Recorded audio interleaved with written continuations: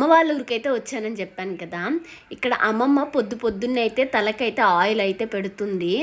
నేను ఊరికొచ్చి నుంచి అసలు తలకనేది ఆయిలే అప్లై చేసుకోలేదు. ఇంకా అందుకని చెప్పేసి పొద్దున్నే చిన్నోడు కూడా లేలేదు, ఇంకా లాక్కొచ్చి కూర్చోబెట్టింది. తలకైతే ఆయిల్ పెట్టడానికి ఇక్కడ బుగ్గ అయితే చూపిస్తున్నాను వాచిపోయిందని చెప్పేసి. ఎందుకంటే పొన్ను అయితే నొప్పి చేసిందండి, అంటే పుచ్చిపోయింది నిందనమాట. రోజు నైట్ అయితే నొప్పి చేస్తూ ఉండేసరికి ఇంకా హాస్పిటల్లో పోయి పొన్ను అయితే తీపిచ్చేసాను. ఇంకా బుగ్గ అయితే వాచింది దానివల్ల. ముందు రోజైతే ఇంకా బాగా వాచునింది, ఇప్పుడైతే తగ్గింది, పర్వాలేదు. ఇంకా ఆయిల్ విషయానికి వస్తే ప్రతి సంవత్సరం అంటే నేను వచ్చిన ప్రతిసారి అనమాట అమ్మమ్మ చేతే ఆయిల్ పెట్టించుకుంటాను. ఇప్పుడే కాదు, అమ్మమ్మ ఊరికి వచ్చిన అంటే మా ఊరికి వచ్చినా కానీ ఆయిల్ అయితే అమ్మమ్మే అప్లై చేసి తల అయితే దువ్వాలి.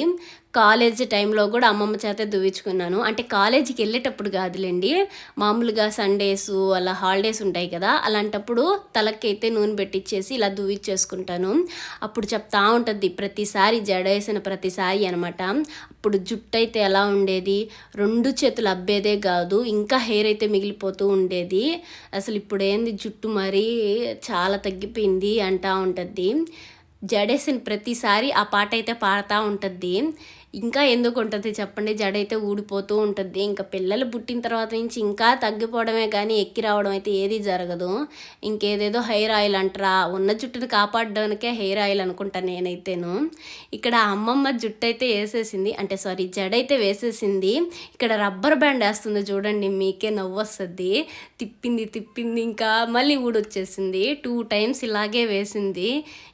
ఇంకా నీ వల్ల కాదని చెప్పేసి నేనైతే తీసుకొని మరీ వేసుకున్నాను. ఇంకా రాలేదు, ఇంకా అందుకని చెప్పేసి 2 పాయలు అలా అల్లుకొని జడైతే వేసేసాను. చూసారు కదా, ఇలాగైతే అమ్మమ్మ అయితే వేసింది. ఎలా వేసిందో ఖచ్చితంగా కామెంట్ చేయండి.